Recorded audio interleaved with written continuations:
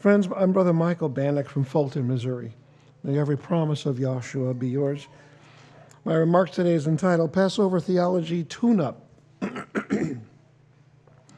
My intention was to throw light on some significant aspects of the Passover and the week of unleavened bread.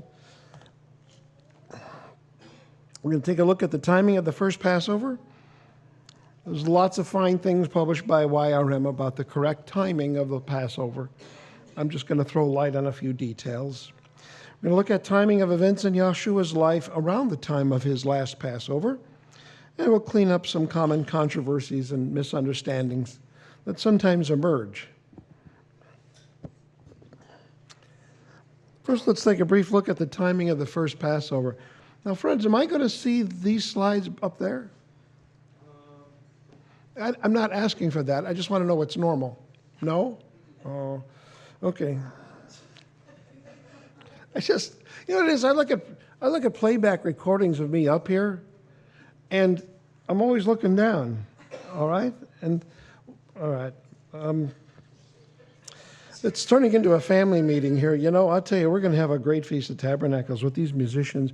I've been so lifted by the offerings, beginning with Sister Michelle's compelling poem about Yahweh as a friend, and just continuing through today. The song that James sang with us, you know, I couldn't help but think about Passover night. 3 hours from here, my vehicle broke down. And I don't know what, all I can think of is Yahweh was there, because I just started singing and rejoicing, even though my vehicle wouldn't budge.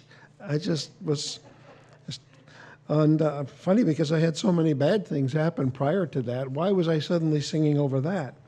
I enjoyed Passover with you on the internet. Alan gave a terrific sermon. And the only thing I found suitable emblems across the street. I brought them into the hotel room. The only thing I couldn't do is foot washing. Sister Brooks suggested I could have called room service, but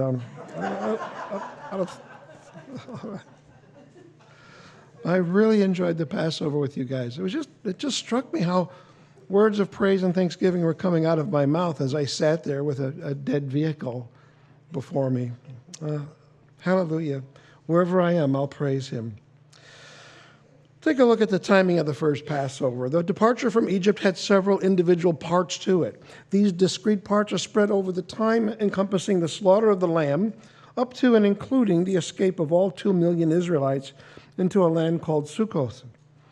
In order to uphold Jewish tradition, plus the attempt to make the master's execution synchronize just right. Some people try to make his death line up just right with certain events. Some teachers have tried to crowbar a vast story in ancient Egypt into a mere 18 hours or so. I'm being generous there.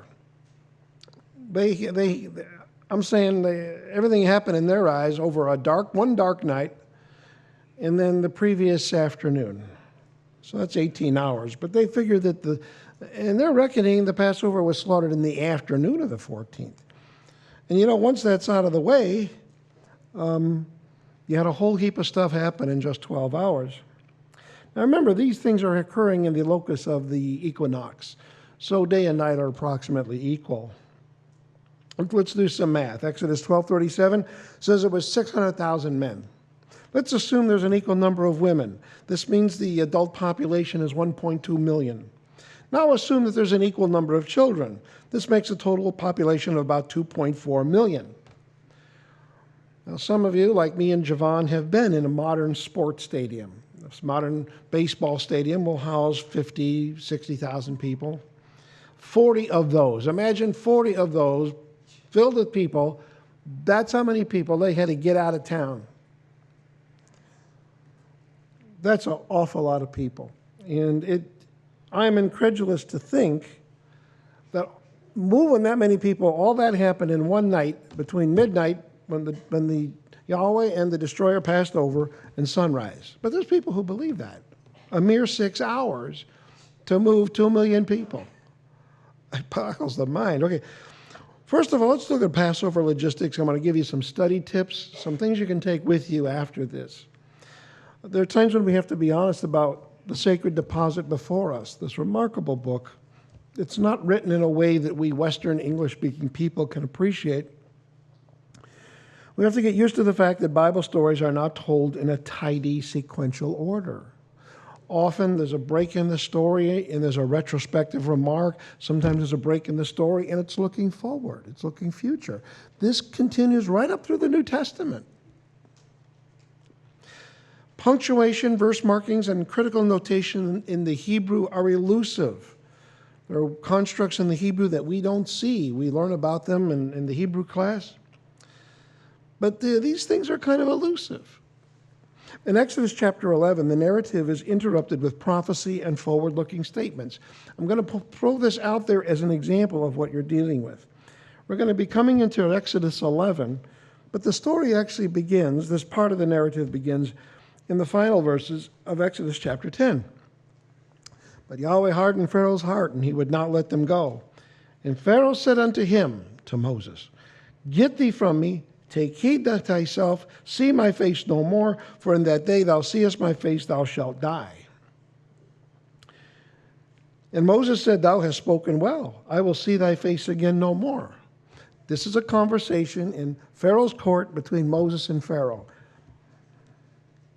Now we go to Exodus 11, and it continues. I know the letters are kind of tiny, but you know you always have your Bibles handy. I use lettering here to highlight the difference in tone, in tense. Exodus 11:1, continuing the dialogue. All of a sudden, Yahweh speaks to Moses right there. Exodus 11, verse 1, And Yahweh said unto Moses, Yet will I bring one plague more upon Pharaoh and upon Egypt. Afterwards he will let you go hence, and he shall let you go. He shall surely thrust you out hence altogether. Speak now in the ears of the people, and let every man borrow of his neighbor, and every woman of her neighbor, jewels of silver and jewels of gold. And Yahweh gave the people favor in the eyes and sight of the Egyptians. Moreover, the man Moses was very great in the land of Egypt, in the sight of Pharaoh's servants, and in the sight of the people. So that's a forward-looking statement thrust in there. Now we go back to verse 4, and we're back to Pharaoh's court. Moses is still standing in front of Pharaoh. And Moses said, Thus saith Yahweh. This is Moses looking Pharaoh in the eye. This is what Yahweh says. About midnight will I go out into the midst of Egypt, and all the firstborn in the land of Egypt shall die, from the firstborn of Pharaoh that sitteth on his throne, even unto the firstborn of the maidservant that is behind the mill, and all the firstborn of the beasts. And there shall be a great cry throughout all the land of Egypt, such as there was none like it, nor shall be like it any more. But against any of the children of Israel shall not a dog move his tongue, against man or beast, that you may know that Yahweh doth put a difference between the Egyptians and Israel. And all these thy servants shall come down unto me, and bow themselves to me, saying, Get thee out, and all the people that follow thee. And after that I will go out. And finally, and he went out from Pharaoh in a great anger. And then we go back to Yahweh talking to Moses. Now on your screen it's in blue font. And Yahweh said unto Moses, verse 9, Pharaoh shall not hearken unto you, that my wonders may be multiplied in the land of Egypt. And Moses and Aaron did all these wonders before Pharaoh, and Yahweh hardened Pharaoh's heart, so that he would not let the children of Israel go out of his land. When we read these ancient stories, they're not structured in a neat, tidy way that's convenient for us Western readers. These elements are injected for a reason where they appear. Early in Exodus 11, I think those three verses are injected to help us understand when the Israelites despoiled the Egyptians. That'll be. There's a full menu of activities around Passover to make an 18-hour Exodus incredible. They have to kill the Passover lamb. This is according to those now who, this list is truth, but I'm saying there are those who want to shoehorn all this into a tiny slice of time. They got to kill the Passover lamb, roast it. That's not easy. You know about Thanksgiving, huh? Eat of it.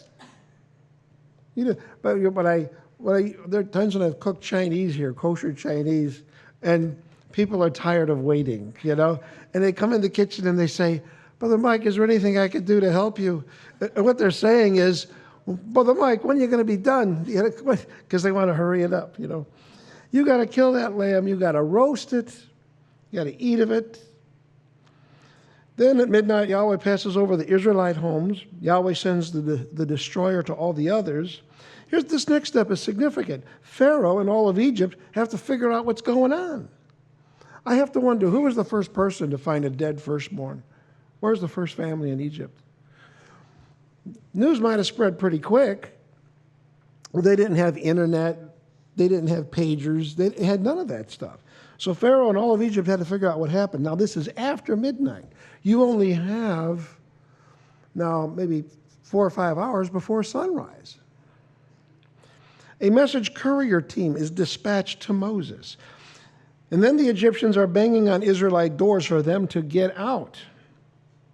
The Israelites, through that night, receive gifts and bribes to get out of Egypt. The Israelites package up their unleavened bread. We have read this explicitly. Then they have to burn the Passover leftovers in the morning. That'll be important later. Then they travel from Goshen to Ramses. I think they went to Ramses because there was a lot of room there. It was a treasure city. They worked there. I think there was a lot of room there to get organized. And then they traveled from Ramses to Sukkot. 2 million people. All this. They're going to have this happen in such a narrow slice of time. I want to emphasize that burning of the Passover leftovers in the morning. Now, you think there's people who honestly think all this happened in one night, that the Passover lamb was slaughtered in the afternoon of the 14th, and that the night of the 15th was the real Passover. And they think that the Israelites escaped Egypt, got all the way to Sukkot. Well, it's still dark.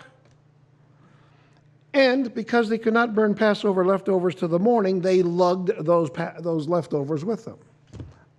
Come on, you really think that? You think, hey, don't leave that behind. We'll burn that when we get to Sukkot. Do you really think that happened? Come on, guys. The timing of the 15th Passover theory really puts everybody under incredible stress, and it's just not logistically possible. But there's more. Exodus 12:22, which we heard today. We heard it today. And you shall take a bunch of hyssop and dip it in the blood that is in the basin. Strike the lintel and the 2 side posts with the blood that is in the basin. And none of you shall go out the door of his house until the morning. Now the ball game's over. You can't. They're just telling me you can't go out. Now later in the book of Exodus, there's also a command to not take any of the Passover out of the house. So we have a lot of moving parts, and they have to go into some alternate universe where they get to Sukkot before they leave or something, and then you can't go out of the house until morning. What trips up a lot of people, I think, is that where the scriptures are clear, Passover's on the 14th. It's just, every time it mentions the 14th, it's a Passover. But the punctuation, the way the stories are told, the boundaries, and the poor King James guys, I think they did a great job with what they had, but they sometimes put clauses together that belong with a new narrative. And anytime you want, you can sit with me in the dining hall, and I'll show you where these boundaries are in the story, where people, well-intentioned translators put things together that should not be touching. 8 verses in the Bible say that Passover is on the 14th. None of them say Passover is on the 15th. Passover, think about that, passing over. It refers to the skipping over of the Israelite homes at midnight. That's what the word Pesach means, the skipping over. That is the main event in the original Passover. Now, we're going to pivot to another topic in a moment. That passing over was what Yahweh did. It looks like the destroyer traveled with Yahweh, and whenever he paused, the death angel went down and took the firstborn. But if Yahweh passed over a house, the death angel just kept tagging along. Anyway, there was some crazy guy out there from Illinois. He said Yahshua was the death angel. I couldn't believe that. People try so hard to make this. In case you've ever heard that, it's a real simple explanation. The destroyer just tagged along. We're going to now talk about Yahshua's Passover. And the timing of the old Passover will be important. I'd like to start my analysis with you, if you join me on this little adventure, with the anointing at Bethany. It's a profound event jam-packed with spiritual insights. The event at Bethany serves as a decoder ring for the rest of the story. But each evangel, Matthew, Mark, Luke, and John, they underscore different aspects, and it compels us to build a composite narrative to create that three-dimensional view of what happened. One year, I kept unleavened bread with some families in the Oregon coast. We had a lot of time on our hands. In using a computer, this is an early computer, I managed to synchronize the evangels, all the events that happened. You know, you've seen these harmonies of the Bible, the Gospels, and that. I got it all lined up for everything involving the Passover events with Yahshua, including the resurrection. And it wasn't really that hard.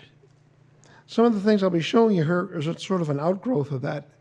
I printed it all out, I taped it all up, folded it all up, and I lost it.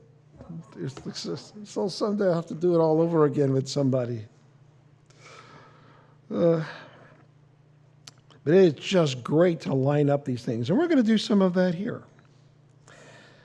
We're going to look at the anointing at Bethany by grabbing sections from Matthew, Mark, Luke, John. We're going to put all this together. I don't know if Luke is going to be in this section.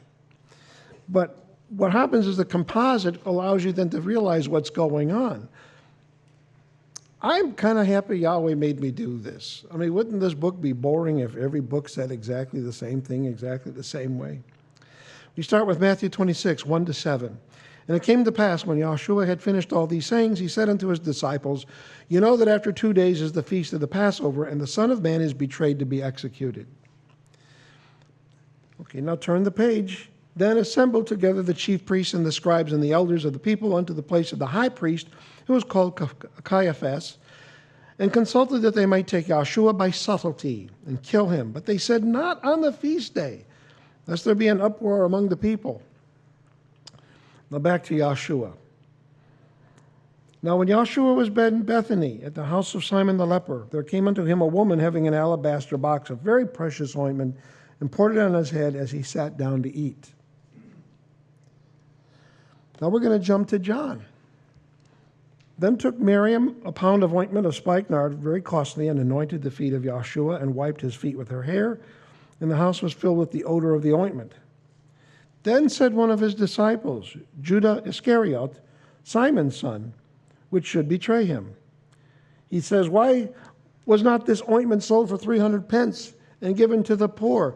By the way, 300 pence is a whole lot of dough. I think if a penny is a day's wages, this would be almost a year's wages.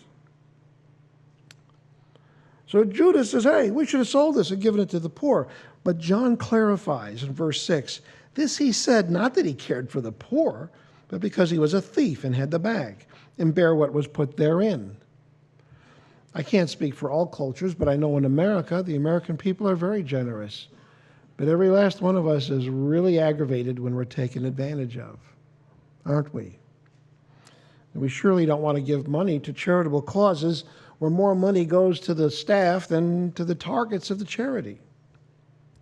Some translations say that Judas helped himself to what was in that bag.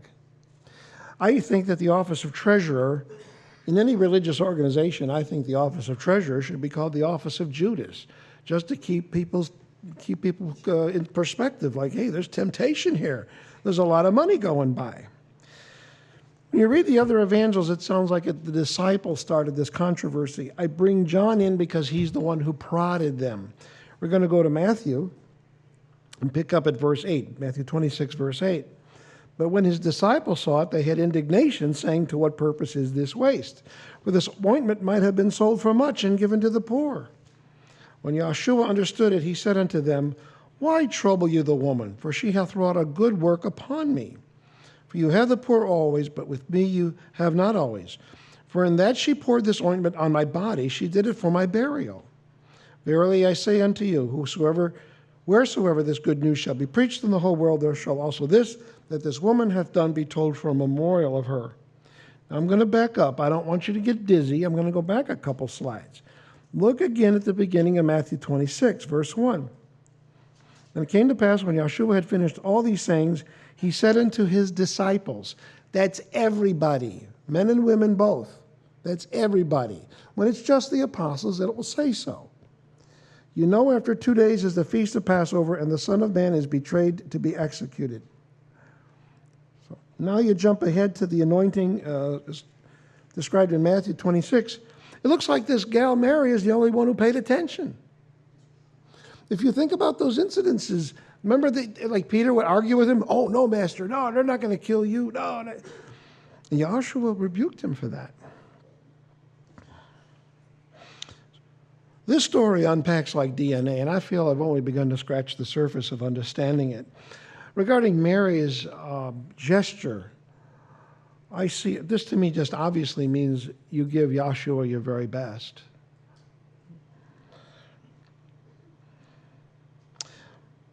Now, we're still in Matthew 26. Yahshua has said that whatever what she did will be told as a memorial to her. There's only about 4 or 5 memorials in the whole Bible. Passover's a memorial. Sabbath's a memorial. Yahweh's name is a memorial. The prayers and alms of Cornelius are a memorial. Yahshua takes this humble woman, this brave woman, and catapults her action to the level of a memorial. Now look at what the last verse says there. Then one of the 12, called Judas Iscariot, went unto the chief priests. This guy is so ticked. He is so mad. He's been openly humiliated. He stirred up the disciples to complain about this, and now he's been openly humiliated. Let's talk a little about Judas. We don't want to give him a whole lot of airtime, but when you have time, you go back and read John's account of the loaves and fishes. All the evangelists cover the loaves and fishes. Most of them do 2 events. If you do the math, you find out when they had fewer loaves and fish, they had more leftovers. It's amazing when you do the math. But John covers only one of those incidences, and then he adds more. That particular crowd chased him around. They chased Yahshua around. They were looking for a free meal. And when Yahshua turned to them, he says, don't go looking for, natural food. Look for the spiritual food. If you read that entire chapter, you find that's when Yahshua realized that Judas was going to betray him. Have you ever said something to somebody to your left, hoping that somebody to your right would hear it? Haven't you ever done that? You have a bunch of people in the room. You're talking to one person, but you're hoping somebody else over yonder hears it because it'll do them some good. You're like doing them a favor by not telling them directly. When Yahshua talks about seeking the bread from heaven, and he's telling this crowd following him for the free meal, he knows Judas is standing there, hearing all this. Judas was very materialistic. Let me press on. So now I'm going to continue with Mark's version, 14, verse 10.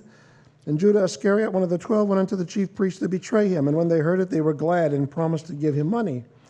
And he sought how he might conveniently betray him. I underscore that. He sought how he might conveniently betray him. And before the day of unleavened bread, when they were accustomed to kill the Passover, his disciples said unto him, Where wilt thou that we go and prepare that thou mayest eat the Passover? And he sendeth forth 2 of his disciples and said unto them, Go ye into the city, and there shall meet you a man bearing a pitcher of water. Follow him. And wheresoever he shall go in, say you to the good man of the house, The teacher saith, Where is the guest chamber, where I shall eat the Passover with my disciples? And he will show you a large upper room furnished and prepared. There make ready for us. I want to underscore that Yahshua told them where to find the upper chamber using a miracle. I'm sure many of you have read by now that men carrying pitchers of water was extremely rare. This is where the Hebrew roots approach to the Bible rings the bell. Men don't go running around carrying pitchers of water. That's woman's work. Yahshua used a miracle to get them there.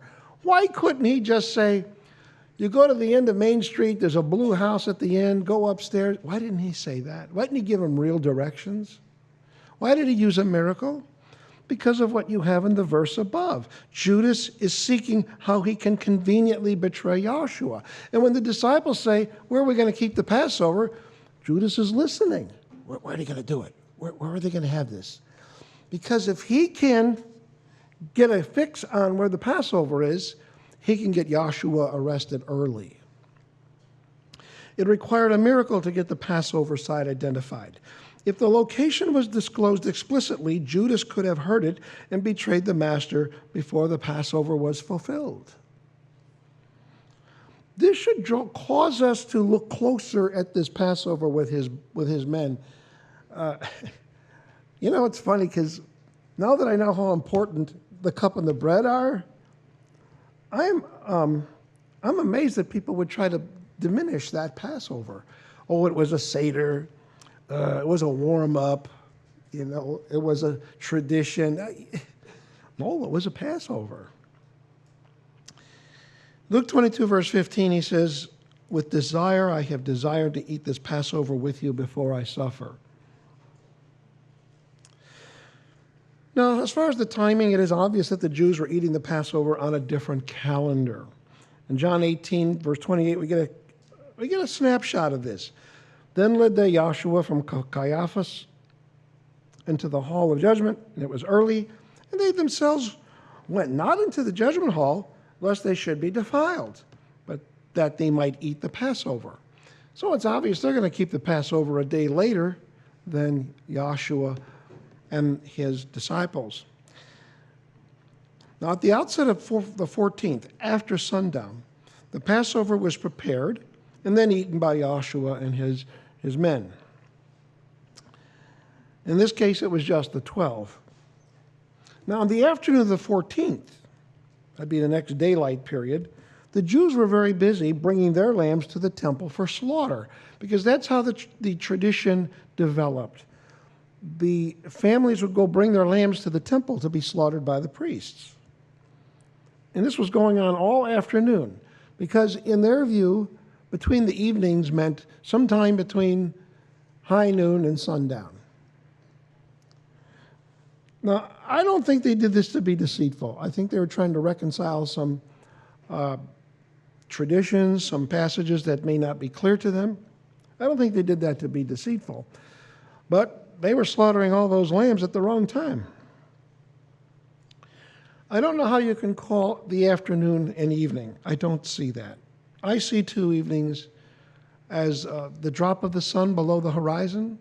You could see it when that glint of golden sunlight finally disappears. There's a sense of darkening there that's unmistakable.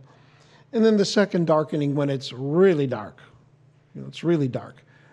I heard of an Arab tradition that they determine that point when you cannot tell the difference between a white thread and a black thread. I've heard other brethren talk about discerning the total darkness with starlight. Anyway, there's two darkenings there, and they're very obvious. I don't see how you can say between the evenings is the afternoon, but that's what they were doing. Attempts to synchronize Yahshua's execution with the slaughtering of Jewish Passover have fallen short. And this is what's got a lot of people tripped up. They say, well, he's the Passover. He's got to die when one of those lambs over there gets slaughtered. They try real hard to line that up. And sometimes they get kind of creative. Was Yahshua's execution supposed to synchronize with the death of a Passover lamb? No. And I'll try to unwind that for you. In fact, the Passover was never described as taking away sin. I've never seen that anywhere. Another fact, sin offerings. Now, most of them are found in Leviticus 4. Sin offerings can take place at any time. Sin offerings are in Leviticus 4, if you take time to read it, people go there with an offering for sin when they realize they sinned.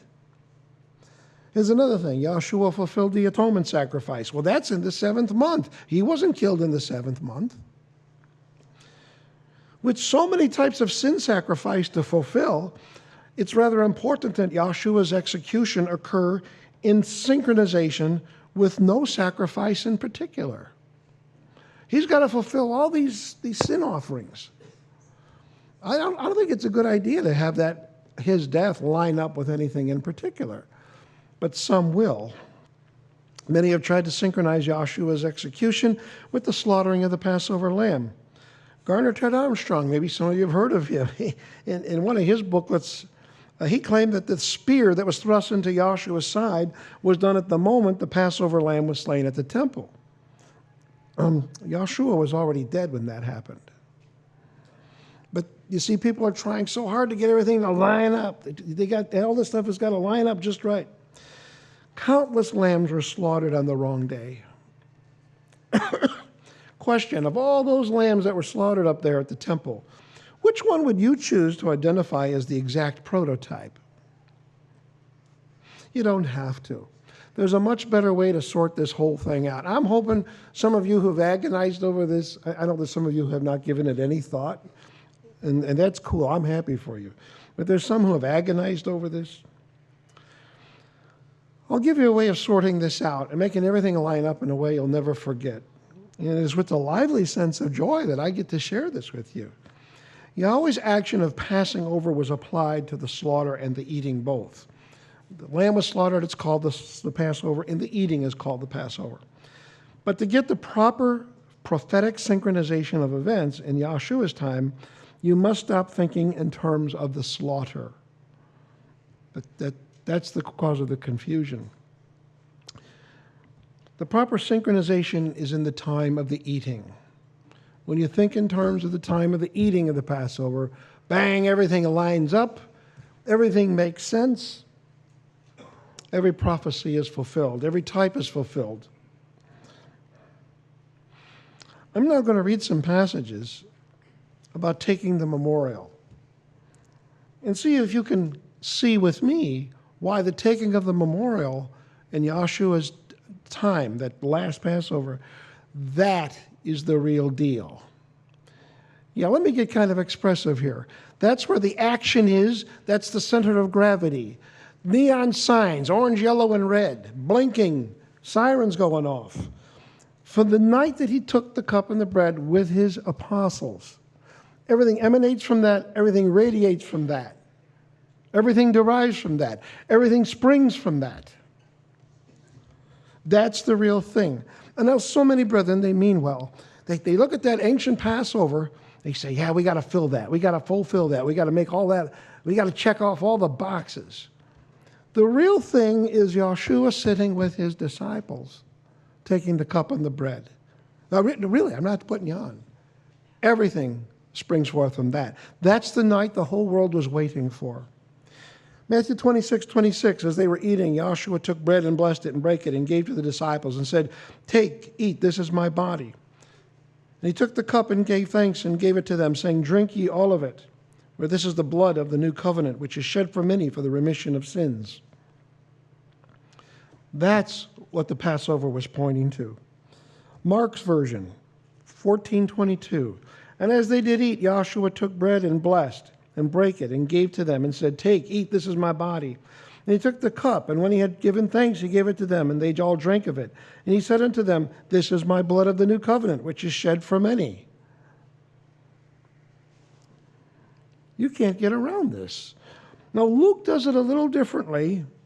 There are times when I've had to officiate a Passover when I was far away, and there was people there who wanted to do a Passover.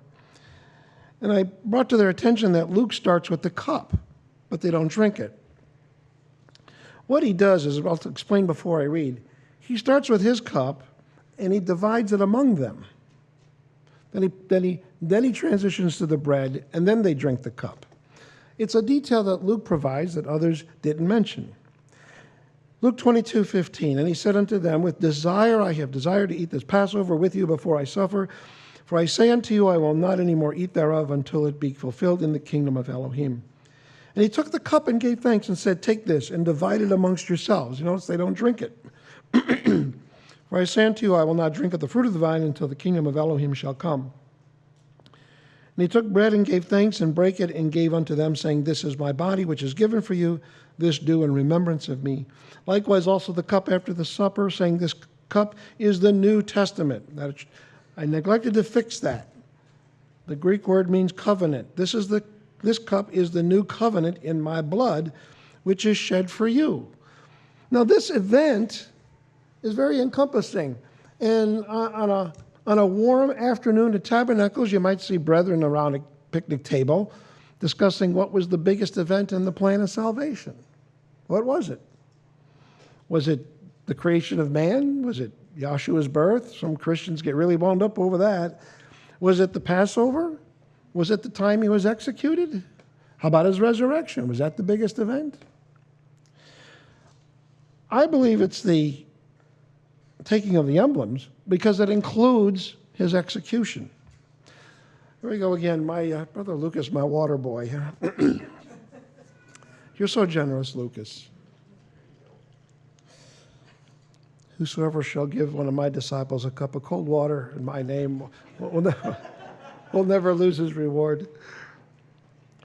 Yahshua's supper includes his execution, doesn't it? So, because he's looking ahead. This thing looks to the past, it looks to the future. Remember, he says, do this in remember of me. Well, what were they doing? They were doing a Passover. So, and the Passover is a memorial of the Exodus. So when you commemorate the Exodus, commemorate it in my name, in memory of me. He brings the past to the present, and he's looking to the future. He talks about not taking it again till he comes back. Would the second coming be the most important event in the plan of salvation? Well, he mentions that here. The last Passover, I'm not comfortable calling it the Last Supper anymore. But the last Passover, because I don't think Last Supper is in the Bible anywhere. Is it? Elder Allen just confirmed that. So, but the last Passover incorporates everything. Everything's in there. Now I can see why the Passover had such urgency. John does not describe the events of the cup and the bread, but he explains the theology of it in John chapter 6. Starting with verse 48, I am that bread of life. Your fathers did eat manna in the wilderness and are dead. This is the bread which cometh down from heaven, that a man may eat thereof and not die.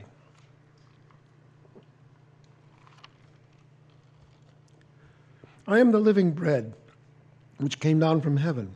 If any man eat of this bread, he shall live forever. And the bread that I will give is my flesh, which I will give for the life of the world. The Jews therefore strove among themselves, saying, how can this man give us his flesh to eat? Then Yahshua said unto them, verily, verily, I say unto you, except you eat the flesh of the Son of Man and drink his blood, you will have no life in you. Whoso eateth my flesh and drinketh my blood hath eternal life, and I will raise him up at the last day. For my flesh is meat indeed, and my blood is drink indeed. He that eateth my flesh and drinketh my blood dwelleth in me, and I in him. As the living Father hath sent me, and I live by the Father, so he that eateth me, even he shall live by me. This is that bread which came down from heaven, not as your fathers did eat manna and are dead. He that eateth of this bread shall live forever. Now, of course, this was very hard for them to understand. So I'm going to skip ahead. That's all I'm going to read from there, except I'm going to skip ahead and look at John 6:63. He says, it is the spirit that quickeneth, the flesh profiteth nothing. The words that I speak unto you, they are spirit and they are life. When you hear these hard sayings of Yahshua, they are spirit. They're meant to be interpreted spiritually. And those who knew he was onto something stuck around. Many left him because, actually a lot of people left him because of this hard saying. The emphasis should be on taking of the memorial. Yahshua's recrafting of the Passover memorial is the real deal. All theology about Passover must flow from that event. The memorial speaks to the past and the future all in one setting. In the old books, the second month Passover was allowed, showing its urgency. Both Old and New Passover are described as absolutely mandatory. See, that's where the emphasis should be. We renew our covenant with him every year, and thus our covenant with each other. This is something I don't get to mention too often. We're all in covenant with Yahweh. That means we're in covenant with each other. Remember the terms of the covenant. His friends are our friends. His enemies are our enemies. We're going to transition now to another topic relating to this matter of Yahshua fulfilling the Messianic office.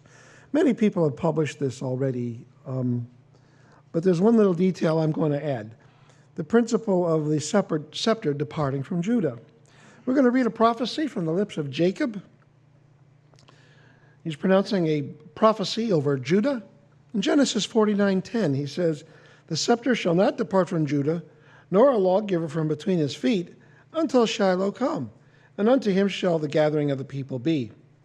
Binding his foal unto the vine, and his donkey's colt unto the choice vine, he washed his garments in wine, and his clothes in the blood of grapes." By the way, there's 2 donkeys mentioned there. And if you read one, at least one of the evangels describe his entry into Jerusalem as there were 2 donkeys involved, believe it or not. But there's a lot of messianic stuff here. In one of the epistles, Yahshua is called an apostle of our faith. Well, the word in Hebrew for that is shaliach, something like that, shaliach. And that word is related to Shiloh. Everybody knew this was a messianic prophecy. What does this mean? The scepter shall not depart from Judah, nor a lawgiver from between his feet. The word lawgiver there has nothing to do with Torah.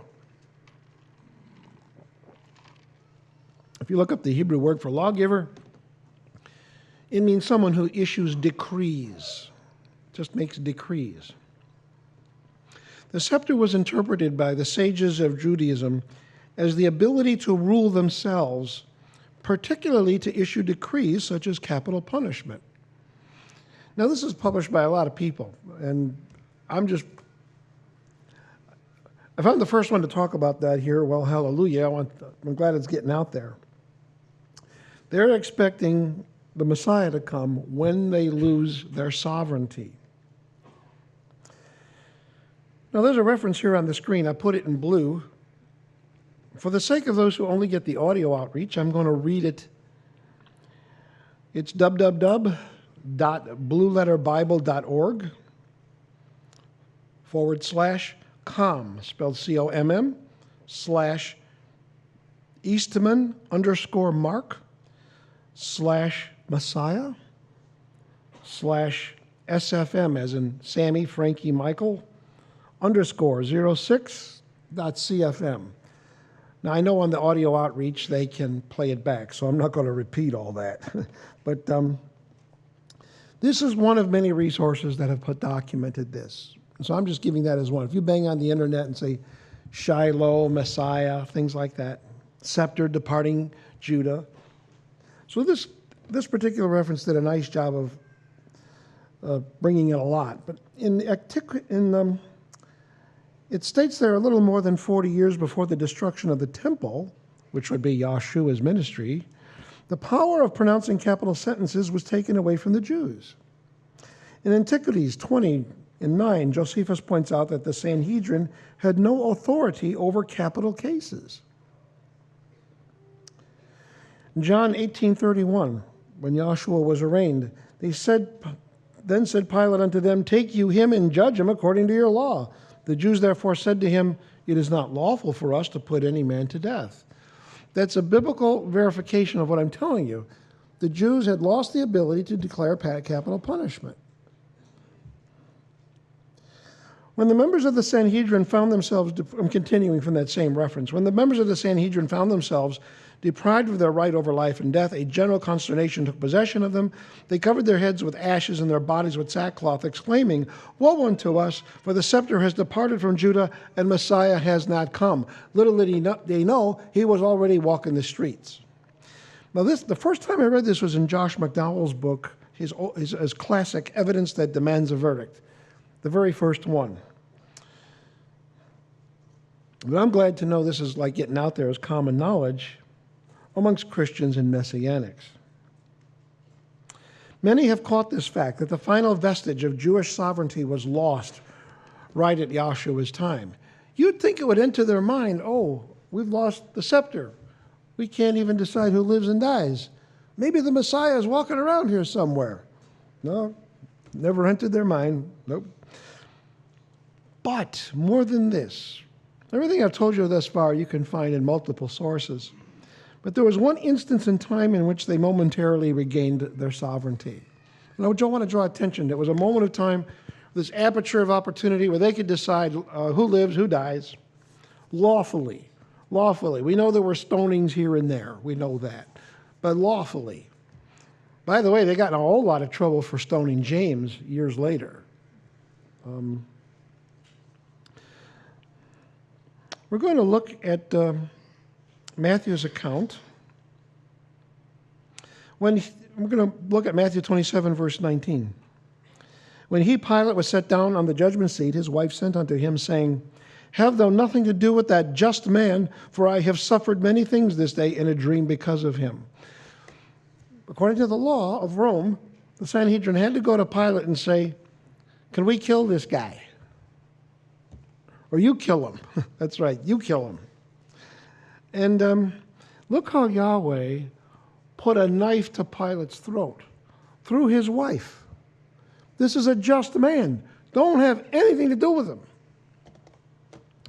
But the chief priests and the elders persuaded the multitude that they should ask Barabbas and destroy him. They had this tradition, of letting one criminal go around Passover. The governor answered and said unto them, Whither of the two will ye that I release unto you? They said, Barabbas. Pilate saith unto them, What shall I do then with Yahshua, which is called Messiah? They say unto him, Let him be executed. And the governor said, Why? What evil hath he done? But they cried out the more, saying, Let him be executed. When Pilate saw that he could prevail nothing, but rather a tumult was made, he took water and washed his hands before the multitude, saying, I am innocent of the blood of this just man. See you to it. Then answered all the people and said, His blood be on us and on our children. By the way, I did the DNA test years ago, and I found I was related to a colony of Jews in Morocco. All right? But I had to formally go to Yahweh and say, listen, just in case these people are my ancestors, would you please, Father, make sure that any lingering curses be lifted? If you think you got Jewish blood in your veins, you ought to go pray about that. Say, Father, would you make sure that curse doesn't apply to me? I just think that's a good idea. But when Pilate did this, he was saying, I'm giving the scepter back to you for this case. I'm going to let you guys have the scepter. I'm out of this. This is your business. I'm out of this. For one moment, for one slice of time, the scepter was restored to them. They decided who received capital punishment. By the way, they also decreed who would live. Barabbas was a murderer. So you had a double witness there. They're not only deciding who dies, they're also deciding who lives. After that, the scepter was departed for good. Yahshua was dead before the day was out. Jacob's ancient prophecy was fulfilled in one day. Now, I had two additional things, depending on time permitting. And I don't know, how long have I been up here? I don't suppose you know this, because your back is always to that. That timer is not right. Okay. Maybe you fixed it. I don't know, but it looks like we have some time for a couple things. And I don't want to wear you out, but the idea is to cast light on things and try to sweeten them up so we have a deeper appreciation of what's been given to us. When people bring up some of these topics, they're really trying to find the truth, and I don't want to find fault with them. I would only find fault with them if they kept pushing it. But shortly after I got into the faith, some Bereans discovered that the word for bread in Matthew's account, Matthew 26, when Yahshua took the bread, that it was the Greek word artos. And you look up Strong's Concordance, it says it's bread as raised or a loaf. And so there are brethren who looked at that and says, oh my goodness, Yahshua used leavened bread for the Passover. And this also fed into this theory that Yahshua didn't keep a Passover. He kept a kind of a Seder thing or a traditional meal. And this created quite a fuss for a while, until some people did some digging. So I'm going to solve this one for you in case it comes up again, because you can ask those of us who have been in the faith for a while, some of these silly controversies, they sort of make the rounds, every decade or so. What about that bread? The definition in Strong's Concordance suggests the bread was leavened, using the word raised. Much needless controversy arose over this. Note this event, however, shortly after the resurrection. When Yahshua was talking with the disciples, he's walking with them. They don't know it's him. And it came to pass, as he sat to eat with them, he took bread, Greek word artos, and blessed it and brake and gave it to them. Well, with this, we know the Greek word artos can include unleavened bread. It can include that. Because this is during the week of unleavened bread. They're not going to have leavened bread laying around. So this happened right after the resurrection. And so now we know artos points to both leavened and unleavened bread. But there's something more at play here. Get your hands on one of the classical Greek dictionaries like Scott and Liddell's Greek lexicon. This event happened, well, I already mentioned that, during unleavened bread. But more importantly, the classical Greek dictionary states that artos is made from wheat. Artos, a cake or loaf of wheat bread. Now, the word for barley bread is a different word in Greek. And now you know why, when you go to the store and you buy matzos for Passover, it always says wheat matzos. They're always made of wheat. Now, why would you want the matzos made of wheat? It's not a law. I'm not creating a doctrine here. But why would a good example be wheat? Because in Israel, you want to avoid all doubt that the bread you're eating might have new barley in it. Remember, you can't touch the new barley until the wave sheaf offering. So the way to remove all doubt is to make your matzos out of wheat. So if this issue ever comes up, at least you're equipped to handle it. Here's another one. Dawning to the start of the week. In one of the resurrection accounts, Matthew 28, verse 1, it says, in the end of the Sabbath, as it began to dawn to the first day of the week, came Miriam Magdalene and the other Miriam to see the sepulchre. Maybe I'm alone in this. How many people have read this and paused when you saw the word dawn at the end of the Sabbath? Has anybody else ever saw that word dawn in there and said, what do you mean dawn at the end of the Sabbath? Am I the first guy to notice that? Okay, I guess I am. I see Brother Bob has raised his hands. Okay. My scholar brother over there, okay. But you know, our Christian friends jump on that, and they think that this is another sunrise thing. The Greek word for dawn there is Strong's number 2020, epiphosko. Epiphosko. Light upon, epi means upon, like epidermis is the skin upon, that's the outer layer of skin, epidermis. Epiphosko means light upon. And you look at Strong's Concordance, and it says, it comes from Greek number 2017. It means to grow light, begin to dawn. It's been translated as draw on. So here we go again. Strong's Concordance is a nice starting point, but it falls flat when accuracy and precision are needed. I'm going to take you, please, to Luke 23. We're going to look at an event there that happened right after Yahshua's death. We're talking about this fellow, Joseph of Arimathea. In Luke 23, verse 52, this man went unto Pilate and begged the body of Yahshua. And he took it down and wrapped it in linen and laid it in a sepulchre that was hewn with stone, wherein never man was before laid. Verse 54, and that day was the preparation, and the Sabbath drew on. The words drew on in your translation is again the Greek word epiphosko. Well, it's obvious from this context that this is late in the day and that the sundown is getting close, right? Maybe it was after sundown. Well, here's how to resolve this. Epiphosko can mean dawn, but it is best interpreted as twilight, which can occur both in the morning and the evening. And that's why you'll see the word epiphosko sometimes referred to as sunrise, morning, and sometimes referred to sundown. So when you see Mary Magdalene run into the sepulchre after Sabbath, and it says dawn, the Greek word actually means twilight, where it's kind of light, kind of dark. If it's late in the day, it's going to be somewhere between sundown and dark.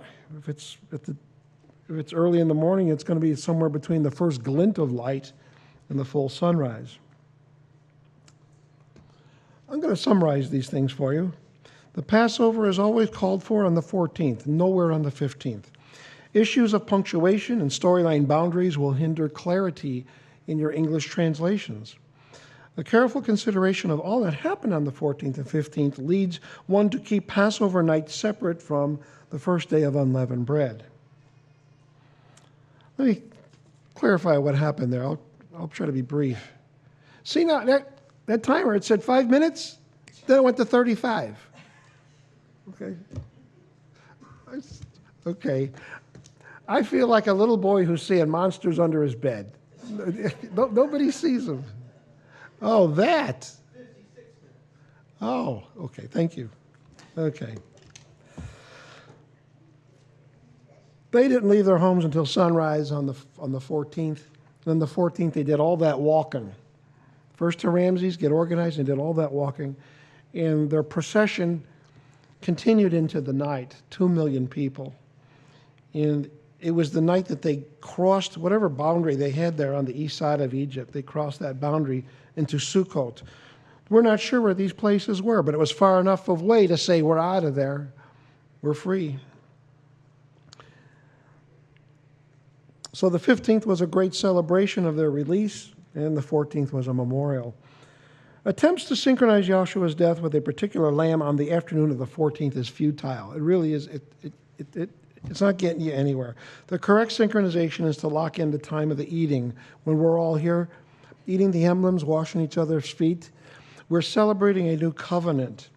It's the arrival we've been waiting for.